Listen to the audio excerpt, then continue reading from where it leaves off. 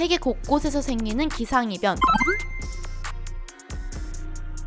그리고 그 원인으로 뽑히는 온실가스. 이 온실가스 제일 많이 배출하는 나라 1, 2등 중국과 미국은 서로 네가 더 잘못했어 라며 눈치게임 중이라는데, 안녕하세요, 전 쥔이고요. 당신이 망하기 전 꼭 알아야 할 이슈를 똑똑하게 정리해드립니다.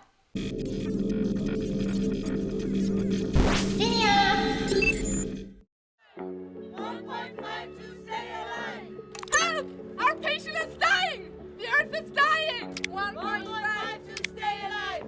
1.5, what do we want?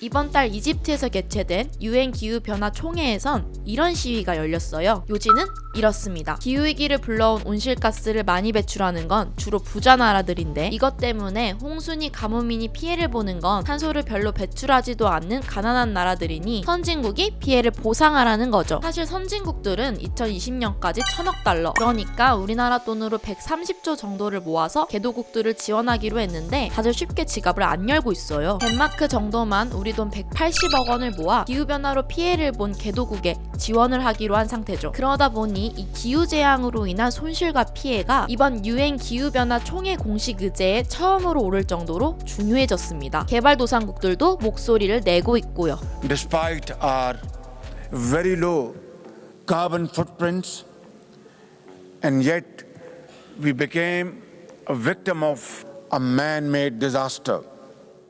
We are calling for those who are the largest emitters of pollution to take responsibility for the damage they cause. 이런 요구를 외면하기 어려운 상황에서 세계에서 제일 많이 탄소를 배출하는 나라 1, 2등 중국과 미국은 더욱 많은 압박을 받고 있습니다. The two largest economies, the United States and China, have a particular responsibility to join efforts to make this pact a reality.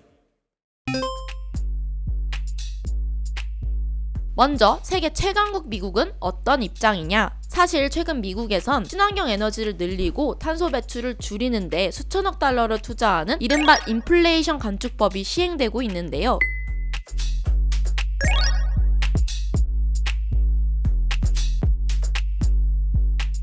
하지만 여전히 기후변화로 피해를 보고 있는 개도국들에게는 보상금을 지급하지 않는 상황입니다. 이번 기후총회에 참석한 미국 바이든 대통령도 자신이 서명한 인플레이션 감축법을 자랑만 했을 뿐이지 이 보상금 마련 문제를 구체적으로 언급하진 않았습니다. 다만 미국의 기후변화 특사 존 케리는 탄소 배출 1등인 중국이 보상금을 내면 미국도 동참할 의사가 있다고 밝혔는데요. 특히 중국이 앞으로 30년 동안 더 탄소를 배출할 테니 중국이 먼저 나서야 미국도 움직인다라는 취지로 말을 했어요. 뭐 이거 물귀신 작전 같은 건가?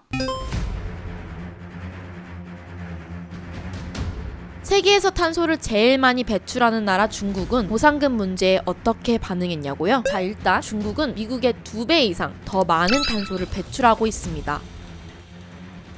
최근까지도 탄소를 뿜뿜 내뿜는 석탄 채굴 화력발전소를 더 늘리고 있고요. 지난 한 해에만 중국의 에너지 관련 온실가스 배출량이 6%나 더 많아졌어요. 하지만 이런 상황에서 시진핑 국가주석은 보상금을 논의하는 이번 기후변화 총회에 나타나지도 않았고요. 대신 참석한 중국 대표단은 자신들이 아직 개발도상국이라서 보상금을 낼 책임은 없고 오히려 미국, 유럽과 같은 서방 국가들이 그 의무를 다해야 한다고 주장하고 있어요.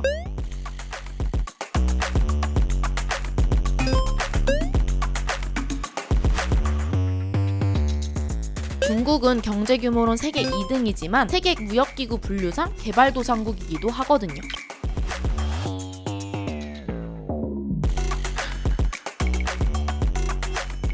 그래서 개도국들은 지지하지만 재정적으로 기여하지 않을 거라고 땅땅 못을 박아버렸죠.